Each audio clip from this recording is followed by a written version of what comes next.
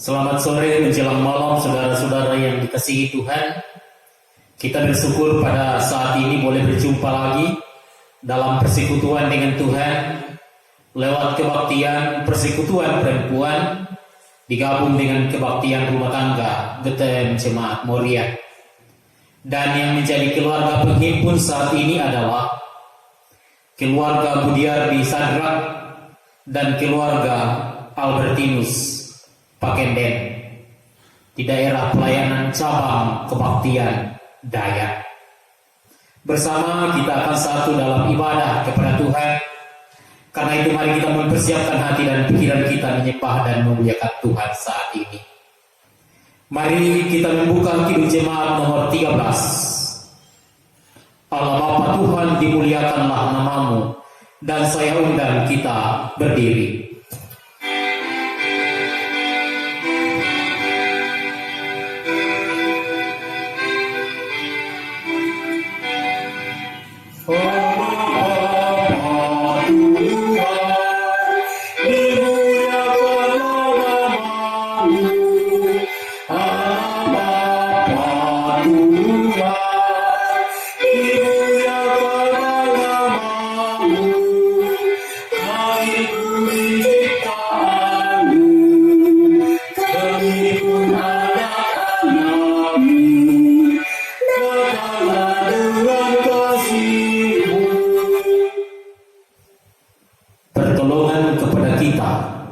Dalam ibadah kebaktian rumah tangga digabung persekutuan perempuan hari ini. Jadi dari pihak Allah, pencipta langit dan bumi, turunlah anugerah salam damai sejahtera bagi jemaat yang berhimpun, dan juga bagi keluarga penghimpun, keluarga Budiardi Sadrak dan keluarga Albertinus Pakenden, memelihara kita semua dalam ibadah saat ini. Amin. Silakan duduk kembali. Kekasih-kekasih Kristus, jemaat yang boleh berhimpun saat ini, dan juga keluarga penghimpun Budiardi Sadrak Albertinus Pakenden, kita boleh menjalani hidup ini karena kasih sayangnya. Karena itu mari kembali kita memuliakan Tuhan dengan membuka Kidung Jemaat nomor 60. Hai makhluk alam semesta, kita nyanyikan bersama.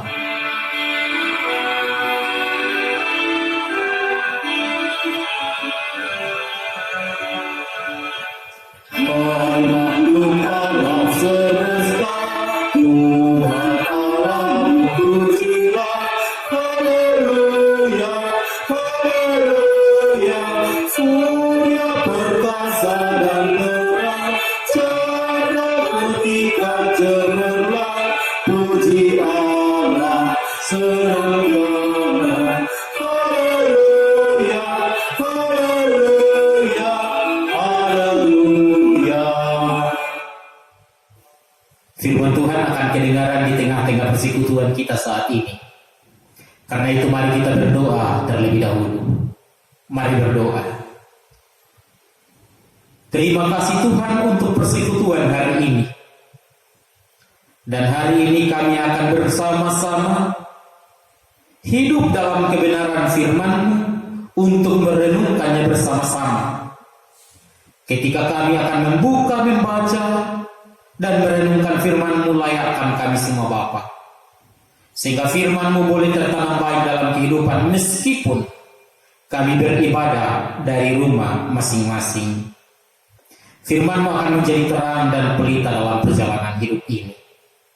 Berfirmanlah Tuhan Yesus, kami siap merenungkannya. Amin.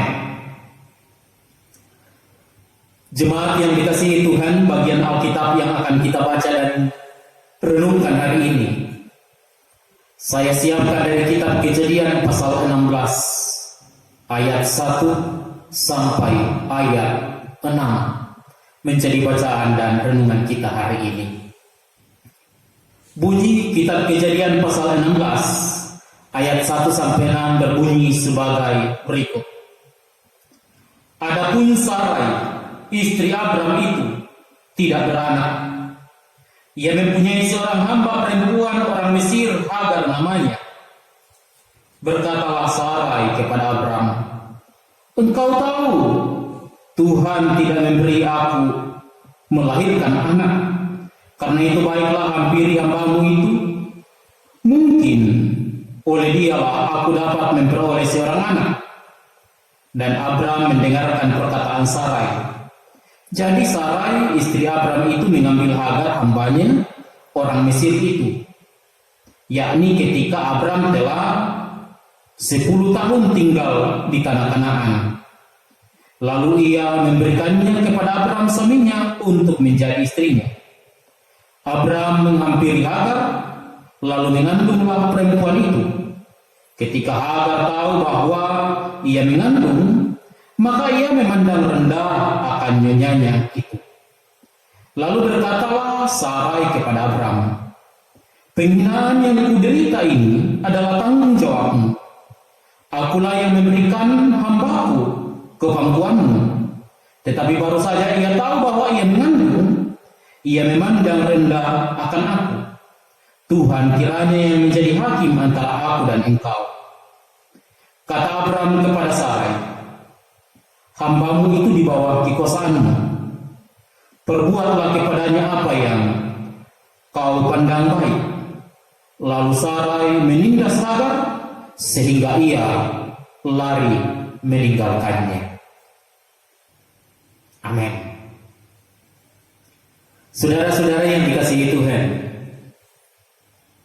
sepanjang minggu ini bagian Alkitab yang kita baca dan renungkan adalah kitab Kejadian. Kebaktian rumah tangga hari Rabu, hari yang lalu, kita sudah masuk dalam perenungan firman Tuhan tentang kisah pemanggilan Abram yang kemudian nantinya akan berganti nama menjadi Abraham. Dalam kisah pemanggilan Abram, renungan kita minggu lalu, bahwa di dalamnya ada janji Allah. Janji Allah dalam bentuk akan membuat Abram menjadi bangsa yang besar. Keturunannya akan sama seperti bintang di langit yang tidak terhitung jumlahnya. Itu janji Allah kepada Abram. Kita tahu bersama, Abram mempunyai seorang istri yang namanya Sarai, yang juga kelak di kemudian hari berganti nama menjadi Sarah. Abram menjadi Abraham, Sarai menjadi Sarah. Ibu bapak saudara yang dikasihi Tuhan, kisah berlanjut dalam kisah pemanggilan Abraham. Ketika mereka sudah sampai di tanah Mesir, diperkirakan bahwa setelah 10 tahun mereka di Mesir, itu berarti umur Abraham ketika keluar meninggalkan Ur 75 tahun. Konteks bacaan kita pasal 16, saat itu umurnya Abraham adalah 85 tahun. 85 tahun. Sarah juga sudah sangat tua. Dan secara hitungan dunia kedokteran tidak akan mungkin lagi hamil, melahirkan karena sudah tua. Apa yang kemudian terjadi Bapak? Sarai kemudian merenung dan berpikir, ada apa dengan janji Allah? Bukankah Allah menjanjikan Abraham akan mempunyai keturunan yang banyak seperti bintang di langit yang tidak terhitung? Di mana letak janji Allah? Kapan akan direalisasikan janji Allah tersebut? Padahal Sarai, istri Abraham, sudah tua dan tidak akan mungkin lagi hamil melahirkan. Pada saat itulah saudara-saudara, Sarai mulai meragukan janji Allah. Apa yang ia lakukan? Sarai menawarkan atau juga memberikan budaknya kepada Abram, yaitu Hagar, yang bernama Hagar, budak Mesir, seorang Mesir. Ia memberikan Hagar dengan harapan bahwa kemudian ia akan mengandung dan melahirkan anak, yang nantinya anak itu akan menjadi anak Sarai, bukan anak Hagar. Singkat cerita saudara-saudara, kisah ini ketika Sarai memberikan Hagar kepada Abraham tidak berkomentar apa-apa. Dia menerima saja. Ini mirip-mirip dengan kitab Kejadian ketika Hawa datang memberi makanan buah yang dilarang oleh Tuhan itu kepada Adam. Adam tidak berkomentar apa-apa. Adam tidak menolak. Abraham juga tidak menolak. Jangan Sarah, tidak bagus. Tapi Abraham menerima begitu saja. Kita bisa melihat bahwa bisa jadi Abraham juga sudah mulai meragukan iman. Imannya sudah sedikit agak goyah untuk janji Tuhan. Sehingga Hagar, budak Sarah, bersama-sama dengan Abraham, kitab Kejadian 16 mengatakan ia pun hamil. Apa yang terjadi? Mulailah persoalan muncul. Hagar yang adalah budak Sarai, pada akhirnya dikatakan dalam bacaan kita, ia memandang rendah nyonyanya atau memandang rendah Sarai. Ini kategori orang yang tidak tahu. Seorang budak hanya karena ia bisa kemudian hamil untuk sang tuannya Abraham, ia kemudian memandang rendah atau mengolok-olok Sarai, istri Abraham. Masalah berlanjut. Sarah keberatan, protes kepada Abraham. Tapi Abraham seakan-akan tidak mau menyelesaikan masalah itu. Dia hanya melimpahkan kepada istrinya Sarai, "Biarkan budakmu, jadi berbuatlah apa yang kau pandang baik," di ayat 6 bacaan kita. Masalah berlanjut. Sarai, istri Abraham, menindas Hagar, budaknya itu. Akhirnya apa? Hagar pun melarikan diri. Bapak Ibu Saudara yang dikasihi Tuhan, awalnya baik, tapi seiring dengan perjalanan waktu meragukan janji Tuhan, akhirnya persoalan muncul dalam keluarga itu. Hagar yang adalah budak mengolok-olok tuannya Sarai kemudian membalas, menindas budaknya Hagar melarikan diri. Kalau kita baca ayat-ayat selanjutnya, kemudian Tuhan datang melalui malaikatnya kepada Hagar dan melarikan diri, mengatakan, "Hagar, pulanglah. Tidak bagus menghindar dari masalah, hadapi masalah itu."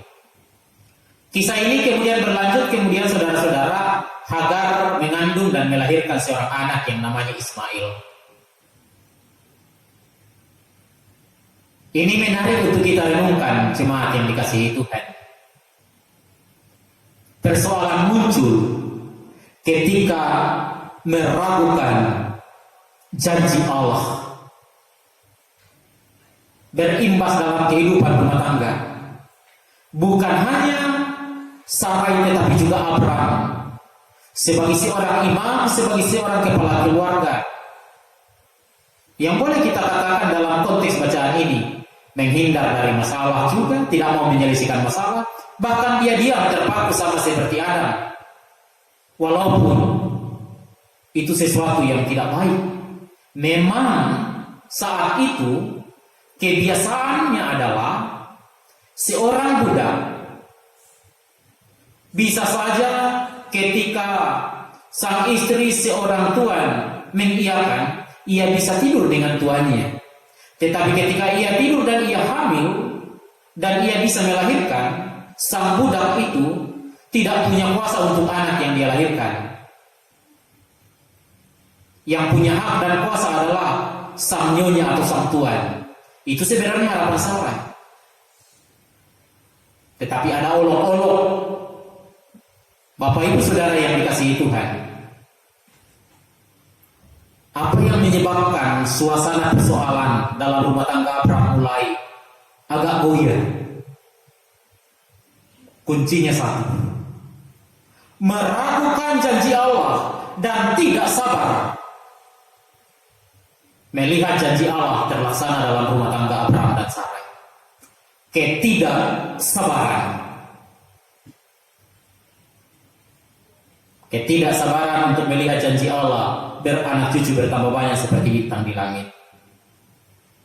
Sehingga jalan pintas, kebiasaan dunia, kebiasaan pada saat itu memberikan budak kepada sang tuan, tetapi itu bukan langkah iman. Sekali lagi itu kebiasaan saat itu, tetapi belum tentu kebiasaan yang terjadi itu adalah langkah iman di dalam Tuhan. Jadi jalan pintas itu selalu memang tidak bagus. Selalu harus ada proses, berjalan step by step, sedikit demi sedikit. Jangan ada yang instan, jalan pintas. Dan itu yang mau disampaikan dalam bacaan ini. Allah selalu ingin ada proses yang benar, bukan lewat pintu belakang, bukan lewat jendela, bukan lewat jalan pintas, tetapi berproses menjalani sehingga bisa dilalui dengan penuh sukacita. Jangan pernah melakukan hal yang instan, walaupun mungkin itu kebiasaan yang berlaku, tetapi belum tentu itu adalah langkah iman di dalam Tuhan. Maka berhati-hatilah menjalani kehidupan ini. Mari berproses dengan benar. Ibarat seekor kupu-kupu, ia akan ada dalam balutan menjadi kepompong terlebih dahulu. Ketika seorang memaksa kepompong itu keluar, akan keluar kupu-kupu yang cacat. Tetapi kalau ia berproses dengan baik, ia akan menjadi kupu-kupu yang cantik. Mari jalani dengan proses yang benar, jangan dengan hal-hal yang instan. Yang kedua, bacaan ini memberi sebuah pelajaran berharga bagi kita saudara-saudara. Ketidaksabaran menunggu jawaban dari Tuhan untuk apa yang sudah dijanjikan menjadi masalah dalam kehidupan keluarga Abraham dan Sarai, berimbas keturunan Hagar dan Ismail dan Ishak.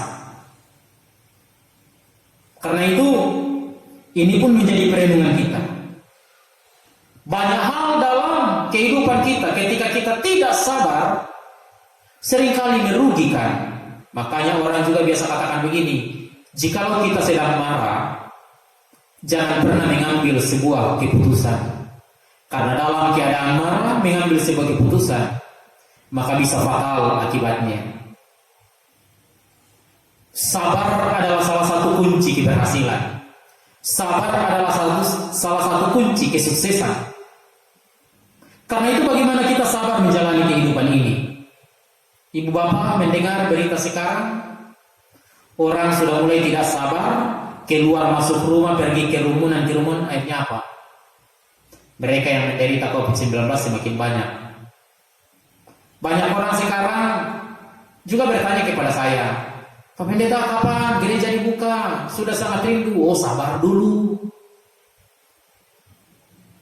Per Jumat kemarin tanggal 19 Juni Sulsel nomor 1 penambahan COVID-19.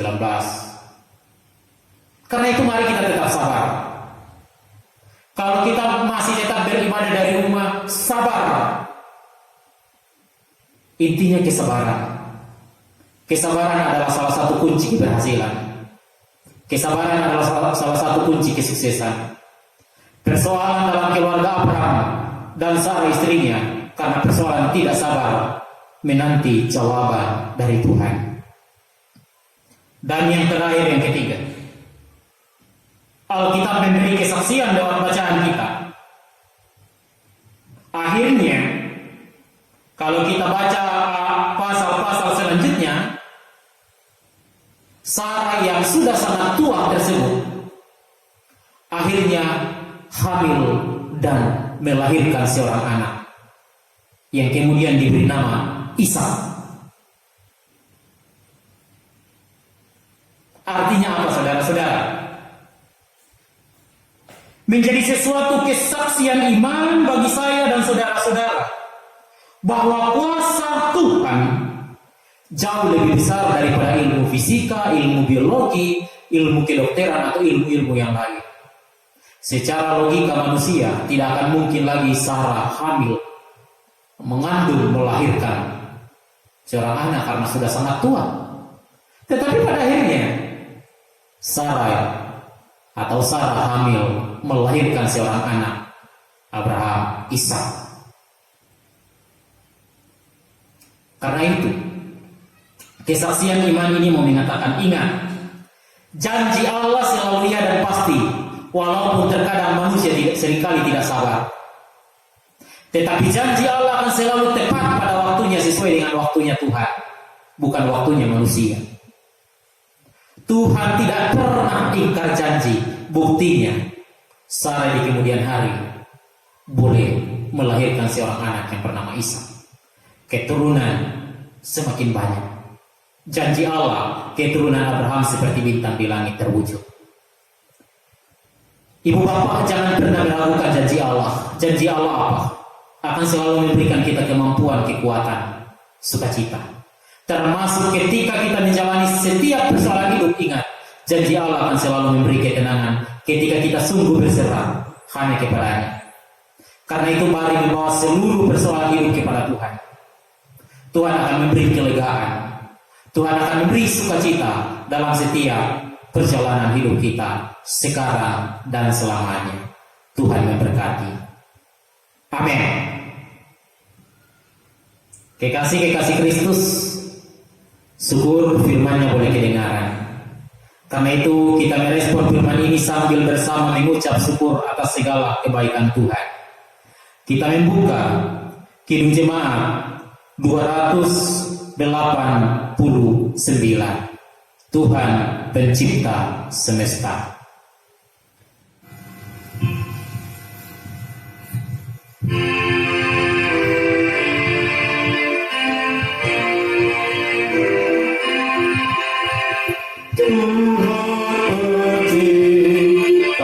Semesta Kaulah yang Maha Mulia, sungguh besar karunia yang Kau beri. Mari kita bersafaat, dan dalam doa syafaat ini kita akan mendukung bersama-sama tentu kehidupan keluarga Budiar di Sadrak dan keluarga Albertinus Pakenden dalam tugas dan tanggung jawab mereka dan juga dalam rumah tangga mereka masing-masing. Kita berdoa. Terima kasih Tuhan Yesus, firman-Mu sudah boleh kami dengar lagi. Ajar kami tetap sabar, ajar kami untuk tetap percaya sepenuhnya hanya di dalam Tuhan. Hari ini kami dihimpunkan dalam ibadah ini. Keluarga Budiar di Sadrak, keluarga Albertinus Pakenden. Berkati keluarga Budiar di Sadrak, keluarga besar mereka bersama dengan anak-anak mereka. Suami kekasih menjadi ayah terbaik, istri menjadi ibu tercinta, anak-anak akan bertumbuh sehat di dalam Tuhan. Dan terlebih khusus di tengah-tengah masa COVID, mereka akan tetap bersukacita karena Allah membentengi mereka. Cukupkan kebutuhan hidup mereka Bapa. Persoalan hidup mereka akan selalu ada jawaban dari Tuhan. Keluarga Budiar di Sadrak akan bersukacita, hidup dan kehidupan mereka ada dalam lindungan Tuhan. Kami berdoa buat keluarga Albertinus Pakenden, Tuhan berkati. Di tengah-tengah kehidupan masa COVID, Tuhan juga memberkati mereka. Keluarga Bapak Albertinus Pakenden akan tetap menjalani tugasnya dengan penuh sukacita. Tuhan menjauhkannya dari sakit penyakit terutama virus corona. Berkati bersama dengan istri, kehidupan mereka selalu aman dalam Tuhan, dan tiada yang mustahil di dalam Tuhan, sama seperti firman ini, bahwa keluarga Albertinus Bekende di dalam Tuhan akan bersuka cita menikmati janji, karunia, dan penyelamatan Tuhan. Tuhan memberkati mereka dalam sukacita bersama dengan anak yang mereka Tuhan peliharakan. Bapa di surga, keluarga Budi Ardi Sadra, keluarga Albertinus Bekende, kami berdoa, cukupkan selalu kebutuhan hidup mereka, dan apa yang mereka perlukan selalu terpuaskan dari Allah, dan sekaligus bahwa mereka akan bersuka cita menjalani hidup. Apapun persoalan hidup mereka, Tuhan akan selalu memberi jawaban terbaik. Berkati saudara, keluarga, dan orang tua mereka yang jauh terpisah. Mereka semua, keluarga besar Budi Ardi Sadra, keluarga besar Albertinus Bekende, tetap merasakan kasih karunia. Tuhan memberkati kedua keluarga penghimpun ini. Berkati jemaatmu Bapa, berkati persembahan syukur yang sudah boleh dikumpulkan, semua akan indah di mata Tuhan.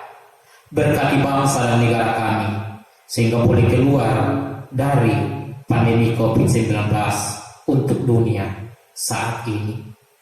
Ampuni salah dosa kami Tuhan. Terima kami bersyafaat di dalam Yesus Kristus yang sudah mengajar doa Bapa kami bersama demikian. Bapa kami di surga, dikuduskan nama-Mu. Datanglah kerajaan-Mu. Jadilah kehendak-Mu di bumi seperti di surga.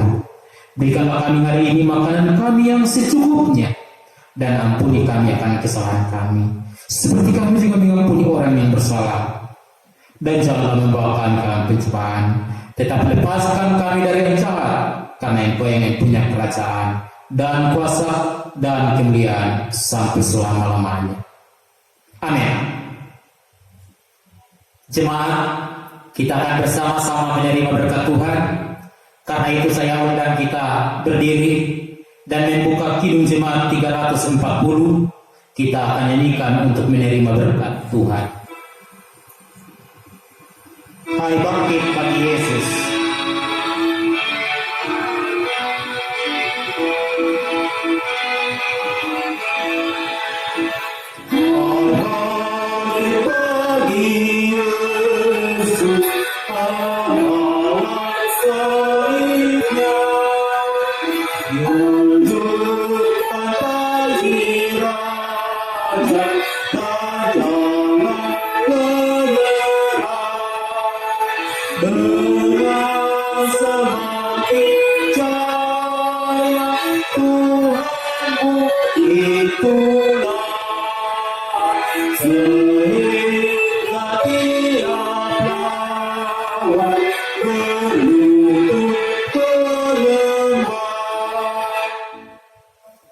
Jemaat, arahkan hati dan pikiranmu dan terima berkat dari Tuhan. Damai sejahtera Allah di dalam Yesus dan Roh Kudus memelihara hidup dan kehidupan keluarga Albertinus Bekende, memberkati keluarga Budi Ardi Sadra, menuntun mereka keluar dari rumah mereka, dan menjaminkan kehidupan bagi kedua keluarga penghimpun, memberikan sukacita bagi jemaat sekalian menjalani hidup sekarang dan selamanya. Amin. Silakan duduk kembali. Demikian ibadah kita saat ini. Terima kasih buat keluarga Albertinus Bekende, keluarga Budi Ardi Sadra yang telah menghimpunkan kita di dalam Tuhan. Sampai berjumpa dalam ibadah hari Minggu esok. Selamat malam.